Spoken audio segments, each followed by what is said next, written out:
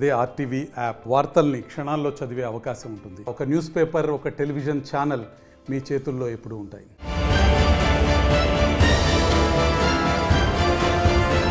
భారత్లో ఆశ్రయం పొందుతున్న బంగ్లాదేశ్ మాజీ ప్రధాని షేక్ హసీనా తిరిగి స్వదేశానికి వెళ్లబోతున్నారు. అసలు ప్రధాని పదవికి షేక్ హసీనా రాజీనామా చేయలేదని ఆమె కుమారుడు సాజిద్ వజీద్ ప్రకటించారు. ఈ మేరకు ఆయన ఎక్స్ లో పోస్ట్ పెట్టారు. తన తల్లి రాజీనామా చేసినట్లు ఓ వార్తాపత్రికలో వచ్చిన వార్త పచ్చి అబద్ధమంటూ ఆయన తన పోస్ట్ లో రాశారు. రాజీనామా గురించి షేక్ హసీనా ఎలాంటి స్టేట్మెంట్ ఇవ్వలేదని గుర్తుంచుకోవాలన్నారు ఆయన.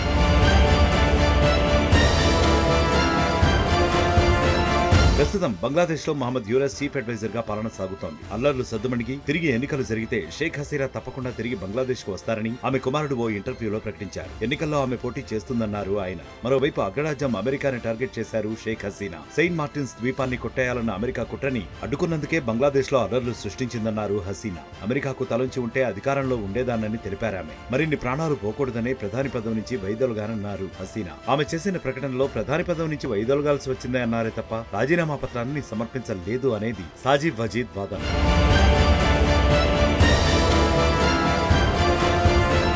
అయితే హసీనా ప్రకటన తర్వాత అందరి దృష్టి సెయింట్ మార్టిన్స్ ఐలాండ్ పై పడింది. బంగ్లాదేశ్ కు దిగువన మయన్మార్ తీరానికి సమీపంలో ఈ ద్వీపం ఉంటుంది. బ్రిటిష్ ఇండియాలో ఈ ద్వీపం భాగంగా ఉండేది. ఆ తర్వాత బంగ్లాదేశ్ లో ఇది భాగమైంది. బంగ్లాదేశ్ లో ఈ ద్వీపం అత్యంత కీలకమైన స్థానంలో ఉంది. ఇక్కడ అమెరికా సైనిక స్థావరం ఏర్పాటు చేసుకోవాలనే ఆలోచనలో ఉందనేది హసీనా ఆరోపణ.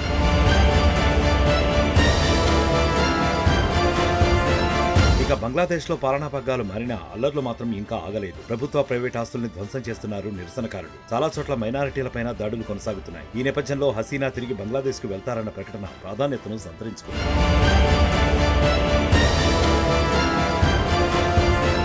మరిన్ని వీడియోస్ కోసం ఛానల్ ని సబ్స్క్రైబ్ చేయండి. లేటెస్ట్ అప్డేట్స్ కోసం వాట్సాప్ ఛానల్ ని ఫాలో చేయండి. అండ్ లింక్ డిస్క్రిప్షన్ లో ఉంది.